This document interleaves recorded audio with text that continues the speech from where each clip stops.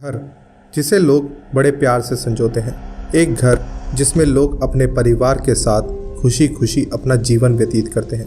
एक घर जो लोगों की पहचान कहलाता है। लेकिन क्या हो अगर यही आपके सपनों का घर आपकी जान का दुश्मन बन जाए। यही घर आपको इतना पागल कर दे कि आप खुद की या किसी अपने की भी हत्या करने तक को मजबूर हो जाए। ये कहानी है ऐसे ही घर की जो जापान के नागोया शहर में स्थित है। वहाँ के लोगों के दिल में इस घर को लेकर दहशत इस कदर बैठ चुकी है कि वो इसमें जाना तो दूर, दिन में भी इसके आसपास से गुजरना तक पसंद नहीं करते। कुछ लोग इसे भूतिया मानते थे, कुछ लोग श्रापित, तो कुछ लोगों ने इसे द ग्रज के जुआन का डेरा तक कह दिया था। तो कैसे कोई एक घर पूरे जापान में इतना बदनाम हो गया और कैसे जापान के लोग इस घर को सबसे ज़्यादा हॉन्टेड और डरावना मानने लगे। आइए जानने की कोशिश करते हैं इस घर की असली कहानी। इस घर के नाम को लेकर जापान के लोगों के विचार कुछ अलग से हैं। कुछ लोग इसे येलो हाउस के नाम से जानते हैं, वहीं कुछ लोग इसे ट्रायंगल हाउस कहते हैं और बाकी लोग इसे द जुआन हाउस बुलाते हैं, क्योंकि ये वही घर था जिस पर आधारित जापान की most famous horror movie the grudge बनी। बहरहाल नाम कुछ भी हो, पर इस घर की अपनी खुद की स्टोरी बेहद खतरनाक और भयानक है, जिसे जो कोई भी सुन ले उसकी रूह कांप जाए। और इन्हीं किस्से कहानियों ने अब नागोया शहर के लोगों में डर का माहौल बना दिया है। डर ऐसा कि जो कोई भी इस घर में जाएगा वो कभी जिंदा वापस नहीं लौट पाएगा, और अगर जिंदा वापस आ भी गया तो कुछ ही दिनों में वो सनकी पागल हो जाता है। लोगों का तो यहाँ तक मानना है कि इस घर में कोई ऐसी अदृश्य शक्ति है जो लोगों को अपनी ओर खींचती है। इस घर की कहानी की शुरुआत कहाँ से हुई ये तो कोई नहीं जानता, पर कहा जाता है कि इस घर को 1980 के दशक में एक यंग मैरिड कपल ने बनवाया था। इस घर को बनवाने में उन्होंने अपनी पूरी जमा पूंजी लगा दी थी और कुछ लोन भी लिया था। शादी के बाद वह कपल यहाँ खुशी खुशी अपना जीवन व्यतीत कर रहे थे। सब कुछ सामान्य सा चल रहा था। कपल पूरी मेहनत करके लोन की रकम उतारने की कोशिश करते, पर फिर भी वो पूरा नहीं हो पा रहा था। हर महीने लोन की किस्त में कुछ ना कुछ कम पड़ ही जाता था। इसी से परेशान होकर पति को नशे की और जुए की आदत सी लग गई। वो डेली नशे की हालत में घर लौटने लगा। इन सबसे परेशान पत्नी ने पति को समझाने की लाख कोशिशें की, पर वह नहीं माना। कई बार तो पति पत्नी की सेविंग्स तक जुए में उड़ाकर आने लगा। एक दिन पति रोज की ही तरह फिर से पीकर घर लौटा। उन दोनों के बीच खूब लड़ाई हुई और पत्नी ने अपने गुस्से से आपा खो दिया और पति पर धारदार हथियार से हमला कर दिया। घबराई पत्नी को कुछ समझ नहीं आया और उसने भी आत्महत्या कर ली, और इसी जघन्य अपराध ने येलो हाउस कर्स की शुरुआत की। इस इंसिडेंट के बाद येलो हाउस की चर्चा पूरे नागोया शहर में फैलने लगी और कोई भी इस घर में घुसने की हिम्मत तक नहीं करता था। सबको यही लगता था कि इस घर में जाने से वो श्राप उन पर चढ़ जाएगा। पर जो गौर करने वाली बात है वह ये कि आखिर यही घर क्यों? ऐसा अपराध तो किसी भी अन्य घर में हो सकता है, तो ये श्राप की बात इसी घर की क्यों फैली? आखिर ऐसा स्पेशल क्या था इस घर में? ऐसा माना जाता है कि आज जो ये घर जिस ज़मीन पर बना हुआ है वह पहले एक कब्रिस्तान हुआ करता था। लैंड को सेल पर लगाने से पहले वहां से उन ग्रेव्स को दूसरी लोकेशन पर मूव किया गया था। चूँकि वो कपल जल्दी में अपना घर बनवाना चाहता था, तो उन्होंने बिल्कुल भी इस जगह की शुद्धि के लिए कोई रिचुअल सेरेमनी नहीं करवाई और सीधा ही अपना घर बनवा लिया।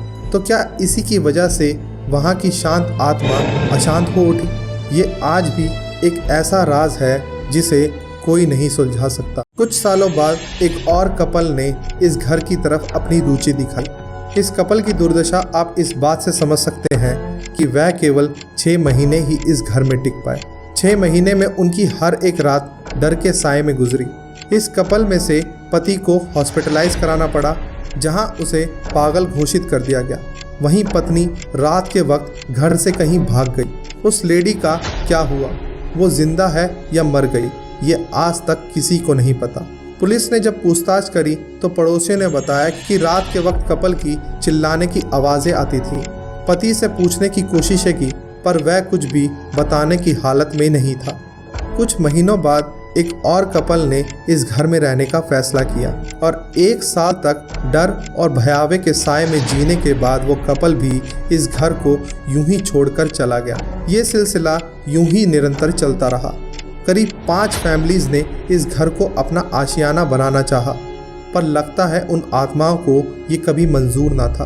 हर फैमिली के साथ कुछ ना कुछ ऐसे डरावने किस्से हुए जिससे इस घर की श्राप वाली बात सच सी लगने लगी। या तो कोई पागल हो जाता, या कोई सुसाइड कर लेता, या फिर कोई इतना सनकी हो जाता कि अपने परिवारजनों को ही जान से मार देता। इस घर का ये श्राप केवल घर वालों के लिए ही नहीं था, बल्कि यहाँ कदम रखने वाले हर एक व्यक्ति पर वह अपनी छाप छोड़ता था। इतने सारे इंसिडेंट होने के बाद पुलिस ने जब इस घर की जांच करने की कोशिश करी तो पुलिस ऑफिसर जिसे इस केस को असाइन किया गया था, कुछ ही दिनों में वह पागलों वाली हरकतें करने लगा। इसी के चलते उसे हॉस्पिटल में भर्ती कराया गया और वहां पर उसकी अकारण मृत्यु हो गई। इतना सब हो जाने के बाद इस घर में जापान के फेमस साइकिक गीबो आइको को भी बुलाया गया। वह अपना टीवी शो को शूट करने के लिए जैसे ही वहां पहुंची तो घर के अंदर घुस नहीं पाई। घर के सामने आकर उनके पैर जैसे वहीं जम से गए। वह एक टक घर की खिड़की की तरफ देखे जा रही थी, जैसे वहाँ कोई था जो उन्हें घूर रहा हो।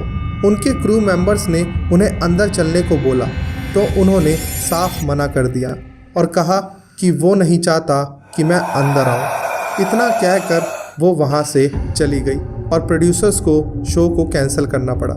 इस वाक़ये के बाद टीवी चैनल्स पर अंदर जाने की एक होड़ सी लग गई और ऐसे ही एक साइकिक अपने टीवी क्रू के साथ अंदर गई और कुछ ही पलों बाद वह अजीबोगरीब हरकतें करने लगी। वो वहाँ किसी की तरफ इशारा करके ज़ोर ज़ोर से चिल्लाने लगी। उनके टीवी क्रू को कुछ समझ नहीं आ रहा था कि ये क्या हो रहा है। उनके शो के बाकी क्रू मेंबर्स ने उन्हें वहाँ से खींचकर निकालने की कोशिशें करी, पर ऐसा लग रहा था कि मानो उनके पैर को किसी ने पकड़ रखा है। जैसे तैसे मेंबर्स ने उन्हें बाहर निकाला और एम्बुलेंस को कॉल किया। आखिरकार इस शो को भी बीच में ही कैंसिल करना पड़ा।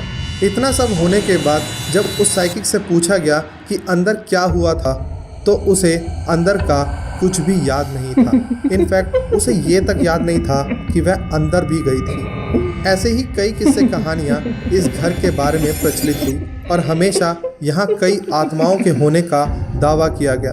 घर के पड़ोसियों ने बताया कि यहाँ एक नहीं बल्कि बहुत सी आत्माएं हैं जिन्होंने इस घर को अपना डेरा बना रखा है। एक सफ़ेद सी स्किन वाली औरत 2nd फ्लोर की बालकनी में दिखाई देती है तो कभी एक बूढ़ी औरत दिखाई देती है, कभी एक अधेड़ उम्र के आदमी की रोने की आवाज़ें आती हैं तो कभी बच्चों के हंसने की। कभी यहाँ किसी लेडी की परछाई सी दिखाई देती है तो कभी एक औरत अपने बच्चे को गोद में लिए घर के आगे की सीढ़ियों में बैठकर रोती हुई दिखाई देती है। इन्हीं सब आवाज़ों और दृश्यों से पड़ोसियों की रातें भी डर के साए में गुजरने लगी। इसी के चलते पड़ोसी भी अपने घर खाली करके यहाँ से जाने लगे। इतना सब हो जाने के बाद घर को बेचने में मुश्किलात आने लगी और आखिरकार इस घर को तोड़ दिया गया और इसकी जगह अब वहाँ पार्किंग बना दी गई है। पार्किंग बनने के बाद से यहाँ पर अब सन्नाटा पसरा हुआ है। उन सभी पैरानॉर्मल एक्टिविटीज़ पर जैसे विराम सा लग गया हो, जिसने एक वक्त नागोया शहर को डर के साए में जीने पर मजबूर कर रखा था।